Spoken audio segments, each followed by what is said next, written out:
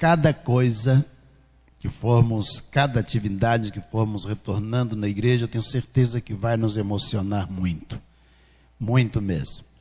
Só de ver os irmãos com as mãos levantadas para cá, em sinal de bênção, eu me emocionei.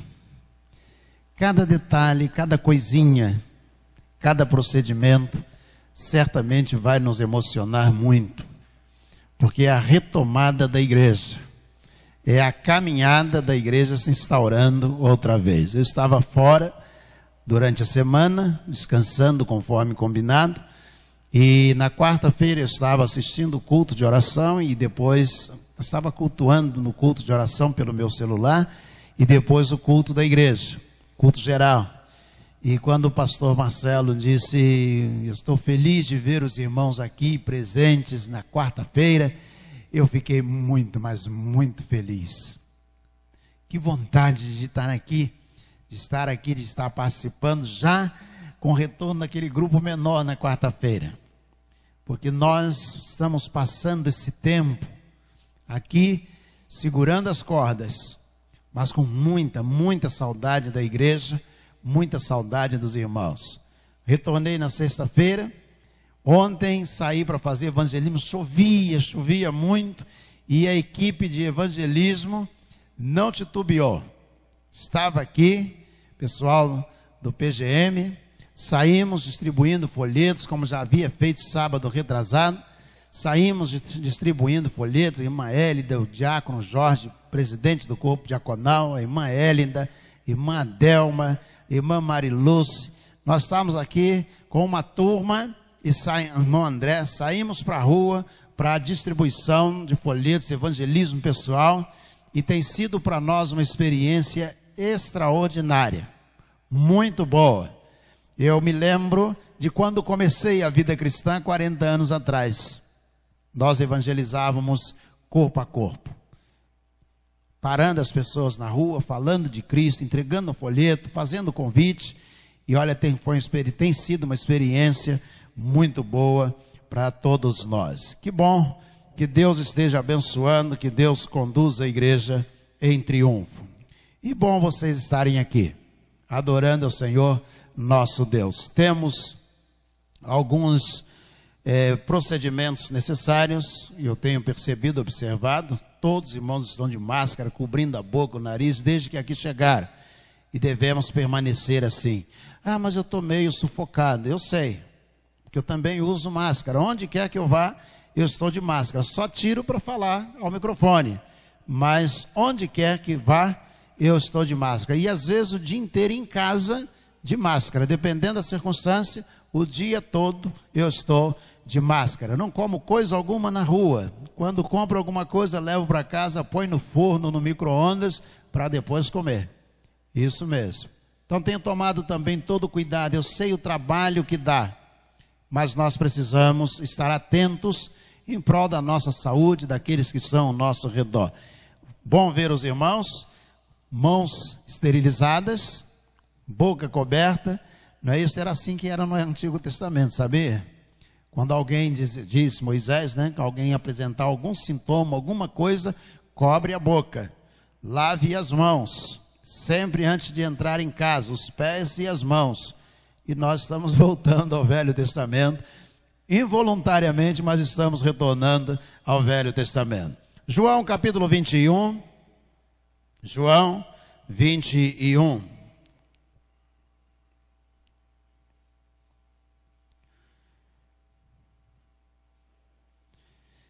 Depois disso, Jesus se manifestou outra vez aos discípulos junto ao mar de Tiberíades. Foi assim que ele se manifestou. Ele vai narrar sobre 8 discípulos. Estavam juntos Simão, Pedro, Tomé, chamado Dídimo, Natanael, que era de Caná da Galileia, os filhos de Zebedeu, e mais 2 discípulos de Jesus. Simão Pedro disse aos outros: vou pescar. Os outros responderam: nós também vamos com você. Entraram no barco, mas naquela noite não pegaram peixe algum. Ao romper do dia, Jesus estava na praia, mas os discípulos não reconheceram que era Jesus. Jesus lhes perguntou: filhos, será que vocês têm aí alguma coisa para comer? E eles responderam, não. Então Jesus disse, joguem a rede à direita do barco e vocês acharão.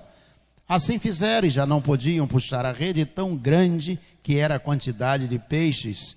E os discípulos a quem Jesus amava, e o discípulo a quem Jesus amava, disse a Pedro, Pedro, é o Senhor. Simão Pedro, ouvindo que era o Senhor, cingiu-se com a sua túnica, porque havia tirado a roupa, e lançou-se ao mar.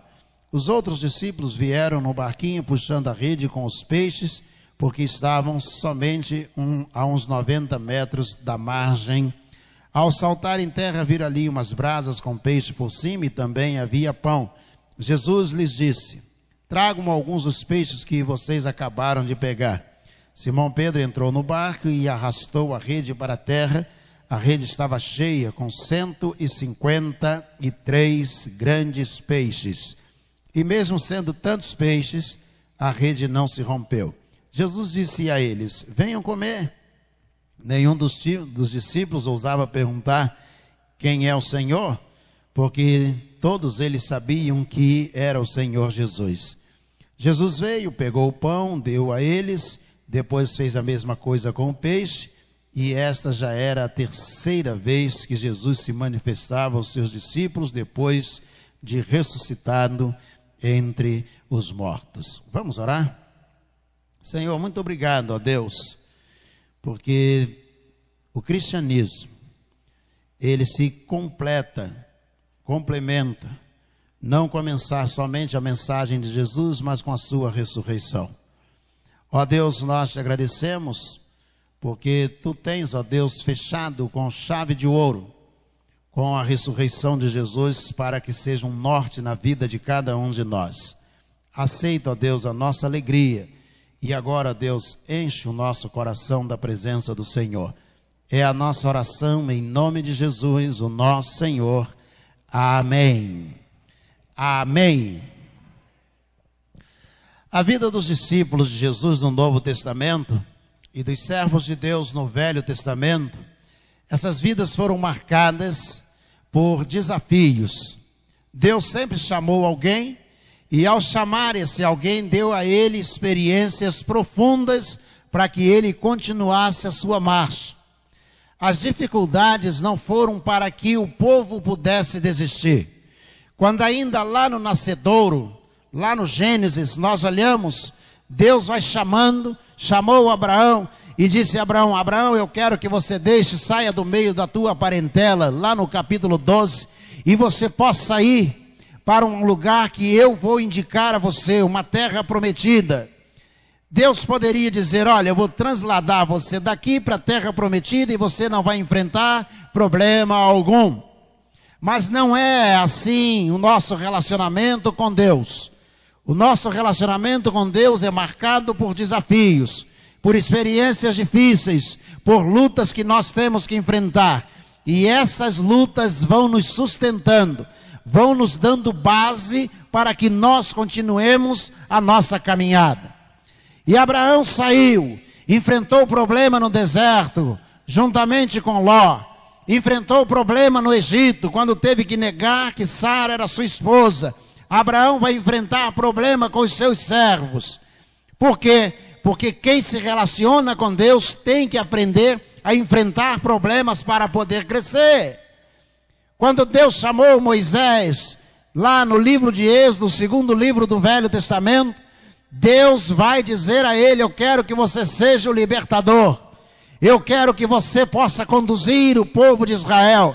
Deus poderia ter tirado o povo de uma só vez, ou eliminado os egípcios do Egito, para que Israel pudesse reinar naquele mesmo lugar. Mas não, Deus permitiu que eles enfrentassem problemas, porque quem quer se relacionar com Deus, quem quer ter experiências com Deus, vai atravessar problemas para que possa crescer. Moisés vai enfrentar problemas, vai aprender a fugir, vai aprender a voltar, vai aprender a se arrepender. É preciso, quem quer se relacionar com Deus, é preciso aprender a enfrentar problemas. uma pregação, um evangelho triunfalista, de que você vai reinar sobre todas as coisas, de que você vai sair vencedor todos os dias, de que você não vai enfrentar problemas, é mentira do diabo. Porque nós fomos chamados para ter lutas. O Senhor Jesus disse, no mundo tereis atribulações, você vai enfrentar problemas. Mas Jesus disse, mas tem de bom ânimo, porque eu venci o mundo. Quando Jesus envia os discípulos, olha para eles e diz, eu estou enviando vocês como alguém que envia as ovelhas aos lobos, vocês serão devorados, vão enfrentar dificuldades, vocês vão enfrentar problemas. Mas Jesus encerra em Mateus capítulo 28, dizendo aos apóstolos, eis que estou convosco todos os dias, até a consumação dos séculos. Então tenha ciência você, de que quando você enfrenta um problema, você enfrenta um problema porque Deus quer te dar a vitória. De quando você enfrenta uma enfermidade, você enfrenta a enfermidade porque Deus quer te dar a cura. De que quando você fica desempregado, você fica desempregado porque o Senhor quer abençoar você. Nós enfrentamos problemas para sairmos vencedores em nome de Jesus. É para isso que os problemas aparecem. Jesus chamou os apóstolos e disse a eles que eles teriam uma missão. Queria que eles pregassem, levassem um evangelho. E nós vamos ver no texto que nós lemos, depois que Jesus ensinou, orientou, enfrentou adversidades, finalmente Jesus morreu. E quando Jesus morreu, parecem que todas as coisas cessaram. O que fazer se nós não temos mais Jesus? O que fazer se nós não podemos mais reunir com Ele e vê-lo ressuscitar alguém? O que fazer se nós não podemos mais cantar um hino para que Ele possa nos ouvir? O que fazer se nós não podemos mais fazer uma reunião com a presença dEle? Os discípulos ficaram completamente desnorteados, estupefatos, sem saber que caminho seguir. Parece que nós temos visto um tempo assim. Muita dificuldade, muitos problemas. E há dois tipos de pessoas que enfrentam problemas. Primeiro é o grupo que diz, eu vou desistir. Eu não quero mais. Eu não vou chegar lá. Eu não vou adiante. Eu não quero mais saber do cristianismo. Não quero saber de igreja. Eu não acredito mais em Deus. Porque Deus está permitindo que todo o planeta Terra passe por uma situação assim. Esse é o primeiro grupo. Mas há um segundo grupo. Um grupo que diz, agora sim que eu vou me agarrar com Deus.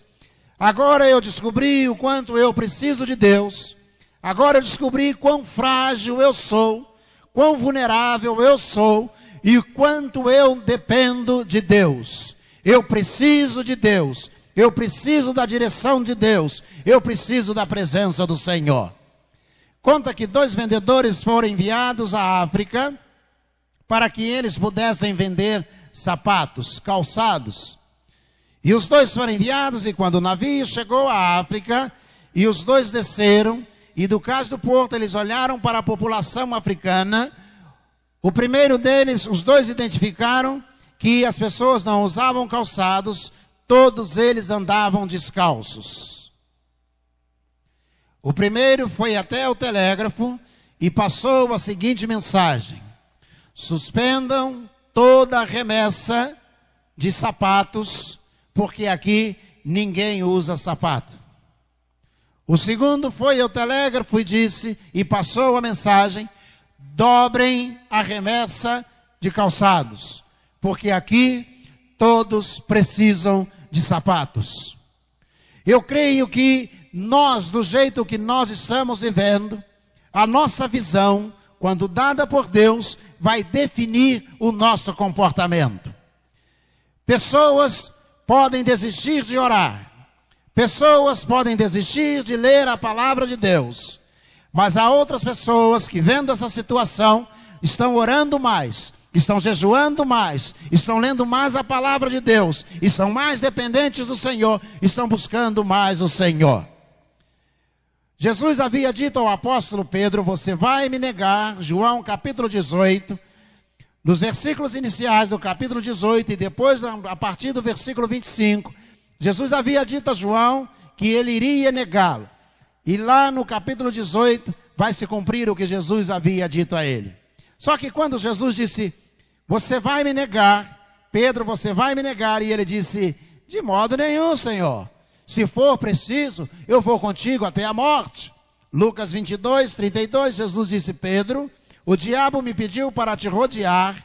Ele pediu para rodear você como ciranda ou trigo, mas eu roguei por ti para que a tua fé não desfaleça. Se fosse só isto, seria um desastre. Mas o versículo continua dizendo assim, e tu, quando te converteres, confirma também aos teus irmãos. Ou seja, quando você passar a tribulação, quando você passar essa provação que você está enfrentando, quando isso tudo terminar, Pedro, não se esqueça que a sua fé estará em condições de confirmar a outros irmãos, de incentivar a outras pessoas, de influenciar outras pessoas. É por isso que nós enfrentamos problemas, porque nós precisamos nos fortalecer para fortalecer outras pessoas. Nós precisamos nos encorajar para encorajar outra pessoa. Imagine você se Moisés tivesse chegado até diante do Mar Vermelho e parasse diante do Mar Vermelho com toda aquela população atrás dele e ele não tivesse tido sequer uma experiência com Deus. Imagine você se Deus dissesse, Moisés, toque as águas, e ele diria, isso não vai funcionar. Isso jamais vai acontecer.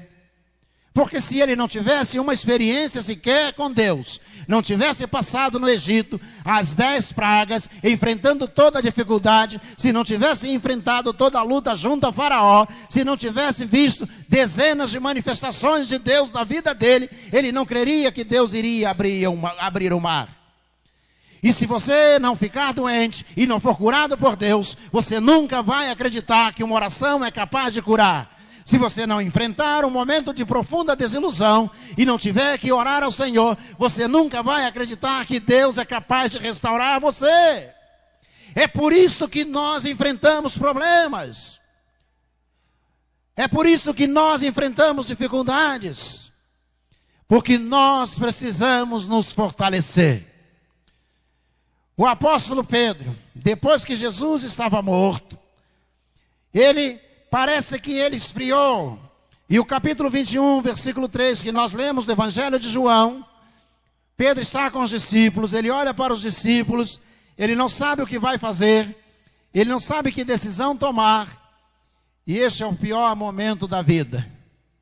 Porque há pessoas que pensam que se mudar de lugar, a vida vai mudar.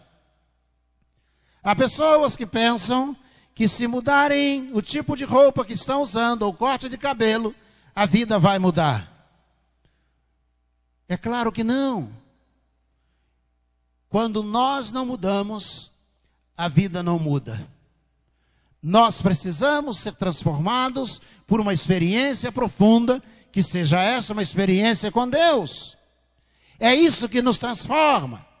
Quantas pessoas mudam de igreja achando que a vida vai mudar? Vai continuar da mesma maneira. Quantas pessoas abandonam o emprego achando que a vida vai mudar? Eu me lembro quando fui convidado para pastorear a igreja de Petrópolis, a primeira igreja, eu era pastor da primeira igreja batista em Cabo Frio. Procurei um colega, pastor Washington Roberto Nascimento, e fui conversar com ele, ele era pastor da primeira igreja batista do Arraial do Cabo. E eu disse, estou sendo convidado, tenho orado a Deus, orado ao Senhor, mas precisava conversar com um amigo. E ele muito educado, muito carinhoso. E ele me disse assim, Celso, nunca mude por causa de problemas. Porque os mesmos problemas que você tiver aqui, você vai ter lá também. Quando tiver que tomar uma decisão, busque essa decisão aos pés de Cristo. É preciso entender isto. Quantos crentes são vazios? Porque estão pensando, se eu for para uma academia, a vida vai mudar. Se eu mudar de profissão, minha vida vai mudar. É preciso ter uma experiência profunda com Deus. Quantas pessoas eu conheço, você conhece, que vêm ao templo, ouvem a pregação da palavra de Deus e levantam a mão, entregam a vida a Jesus. E aí elas voltam para casa, usaram drogas 15, 20 anos, viveram uma vida errada 20 anos. E aí chegam em casa, alguém olha para ele e ele diz: agora eu sou uma nova criatura. Mas ele já foi para um centro de recuperação 5 vezes. Ele já casou 3 vezes. Ele nunca foi ver os filhos. E ele diz: agora eu sou uma nova criatura. E as pessoas olham e dizem: isso não muda, isso não tem jeito. E ele acorda segunda-feira de manhã. E ele vai mudar agora, provar que a vida dele mudou. E ele começa uma trajetória nova. Se torna um bom pai, um bom marido, um bom esposo. Ele se torna um bom profissional. Ele se torna um bom patrão. E as pessoas ficam olhando e perguntando o que é que aconteceu com ele. Sabe o que foi que aconteceu? Jesus entrou na vida, no coração dele.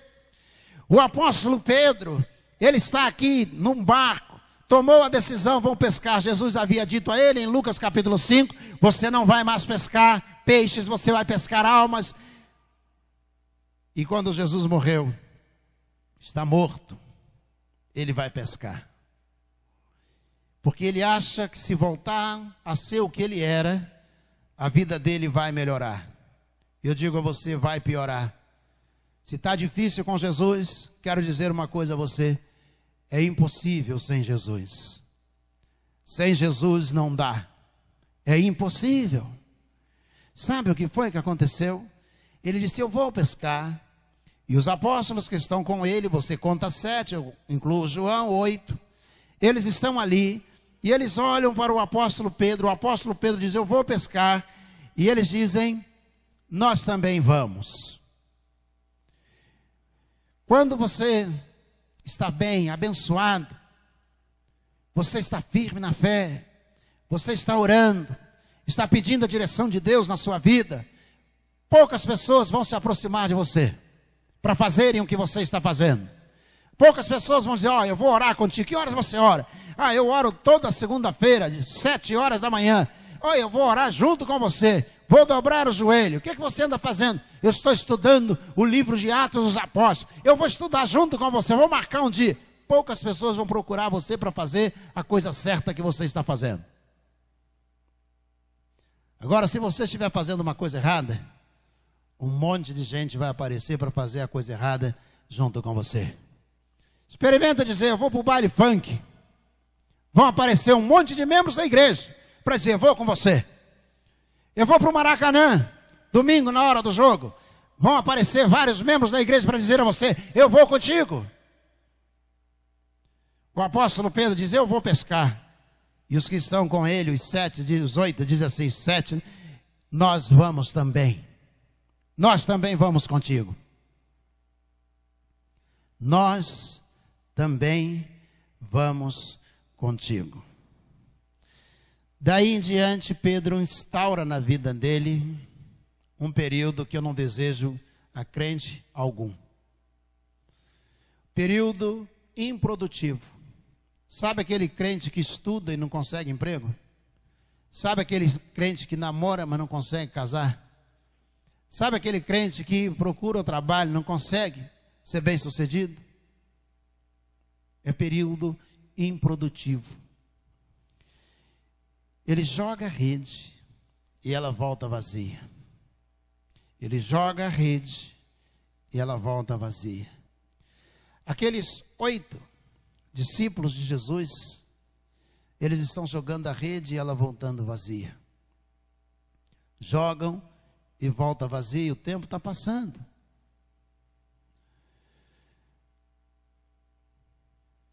E aí aparece Jesus lá na praia. Fogueira, espeto, peixe. E lá na praia o dia está amanhecendo, eles estão lavando a rede, Jesus continua o mesmo. Onde Jesus arranjou o peixe? Jesus já estava muito além deles. Se eles estivessem com Jesus, não precisariam estar pescando. Já estariam comendo peixe há muito tempo. E aí Jesus lá diz assim, pegaram alguma coisa? E eles, frustrados, não. Jesus, joga então a rede do outro lado. Algumas vezes na minha vida, Jesus disse, Celso, faz assim. E aí eu penso, imediatamente eu penso, não vai dar certo. E diz, pode fazer. E eu quieto, tá bom. Eu vou fazer. E não é que dá certo. Eu fico parado pensando, era impossível dar certo, mas deu. Quando começamos a obra de restauração do hall na pandemia, uma pessoa chegou para mim e falou, pastor, isso não vai dar certo. Eu sei, mas foi Deus que mandou. Está terminada a obra. Está lá a prancha, o elevador. E eu chego aqui, olho para aquilo ali e eu digo, Deus, como? Eu tentei fazer isso mais de 20 anos. E no meio da pandemia o Senhor manda fazer isso e está pronto. Pedro, joga a rede, Pedro. Mas Jesus está dizendo, eu garanto o resultado. Quando você estiver vivendo uma grande crise, uma grande dificuldade, um grande problema, eu quero dizer uma coisa a você. Não existe fazer o que Deus está mandando fazer, porque Ele garante o resultado. Eu gosto de contar, e compartilhei isso muitos anos atrás com a igreja, e o Alexandre Rangel, hoje o pastor, veio falar comigo que aconteceu a mesma coisa com ele. Eu tinha uma matéria, para mim, uma das mais difíceis na faculdade, equações diferenciais. No curso de engenharia, matemática é um problema para muita gente. E física é a matemática aplicada ao estudo dos fenômenos. É ainda mais difícil. E equações diferenciais é exatamente isto. Você tem resultados para termodinâmica, termoquímica, para que você, aplicando a matemática, a integral, para produzir os resultados na pesquisa. E eu só tinha o domingo para estudar. E desde a minha conversão, o domingo, o dia inteiro eu estava na igreja. Chegava de manhã, culto de oração, antes do culto, antes da escola dominical, culto, ensaio do coro, culto, visitação à tarde, ar livre às 5 horas, mocidade às 6 horas e culto da noite. Todo domingo. E naquele domingo, eu precisava estudar equações diferenciais, porque a prova era segunda-feira, meio-dia, eu dava aula de física e matemática pela manhã, então não teria tempo para estudar. E eu tinha uma escolha a fazer. Ou eu estudava, ou eu passaria o dia inteiro na igreja. E eu fiz a escolha. Faço segunda chamada, mas eu vou passar o dia inteiro no que eu tenho feito até hoje, desde a minha conversão. Fui para a igreja, culto de oração, escola dominical, culto, almocei, à tarde, depois o evangelismo, e à noite, depois a mocidade, depois o culto. E aí fui para casa cansado, cheguei em casa cansado, deitei, dormi. Segunda-feira acordei e disse, vou fazer segunda chamada da prova. Porque não tenho condições. Dei aula pela manhã, almocei, naquela correria, fui para a faculdade. Cheguei à faculdade, entrei na biblioteca e Deus disse, você vai fazer a prova. E aí eu disse, então, vou dar uma olhada em alguma coisa. Peguei um livro da coleção Shaw, equações diferenciais, coloquei em cima, fui desfolhando, vi uma questão gigantesca, daquela que você leva uma folha de papel ao maço inteiro, fazendo o cálculo. E eu fiquei ali, vendo, aí fechava o livro, será que eu consigo continuar? Continuava e tal, achei interessante, gastei aquela hora que eu tinha fazendo aquela questão. E aí fui para a sala de aula. Falei, seja o que Deus quiser. Deus disse que eu vou fazer a prova, eu vou fazer. E eu subi a rampa da faculdade pensando, mas eu não sei o suficiente para fazer a prova. Eu entrei, sentei, o professor entrou na sala de aula, distribuiu aquele papel timbrado para que você possa preencher o nome. E aí ele olhou para a turma e disse: eu vou dar uma questão só, e vou julgar conforme o aproveitamento de vocês, o desenvolvimento dentro dessa questão. Ele foi até o quadro, o professor Zacaron escreveu a questão, e quando eu olhei para a questão, eu comecei a rir. E aí ele disse: você está rindo? Eu disse: eu só sei essa. E ele disse: só? Eu disse: acabei de resolver agora na biblioteca. E ele disse: parabéns, melhor para você.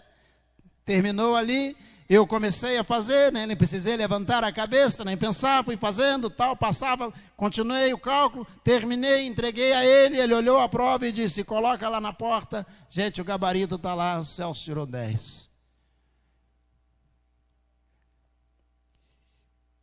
Eu saí pelo corredor da faculdade, fixei a prova, e eu saí pelo corredor da faculdade chorando. E eu dizia: Deus, o Senhor é maravilhoso. Deus, o Senhor é extraordinário. Qual é a probabilidade de eu achar a questão que ia cair na prova? É zero. No universo todo é zero. A chance de encontrar a questão. E ele me deu a única questão que eu estudei, para que fosse a única questão da prova. Sabe por quê? Quando Deus diz: joga a rede. Pedro era pescador. Ele poderia dizer: Jesus, eu sou pescador, não vou jogar rede coisa nenhuma. Jesus disse: joga, pode jogar, que eu vou produzir o resultado.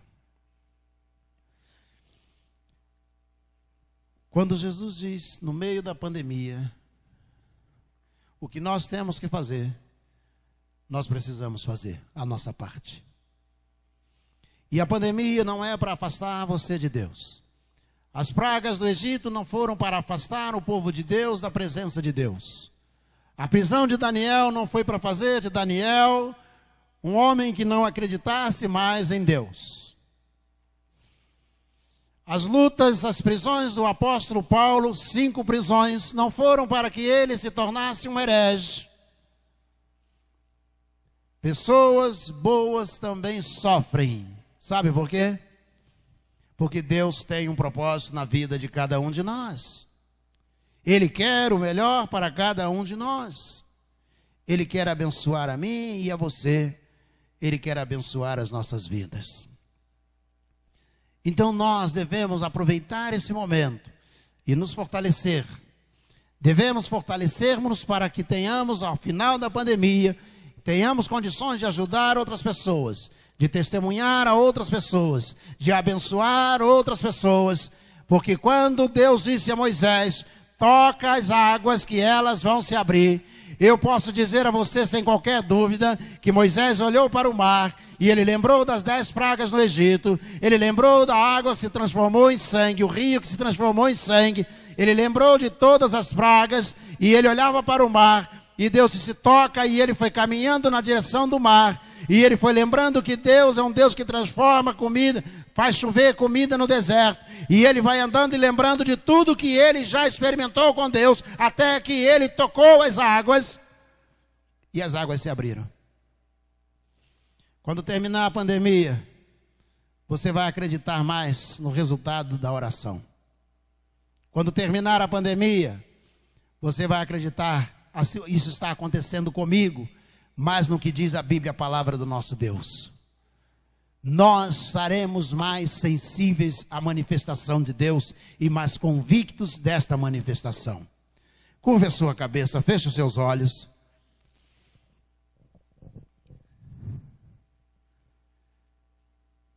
A ressurreição é o fechamento de ouro de Deus da pregação do Evangelho. Jesus disse: pode derrubar esse templo, que ele será levantado em 3 dias. Disse aos discípulos: e eu estarei com vocês outra vez na casa do meu Pai. é preciso acreditar que o problema, que a dificuldade, que a provação, que todas estas coisas vão contribuir para a nossa edificação. Todas as coisas, o somatório de todas elas contribui para o bem daqueles que amam a Deus.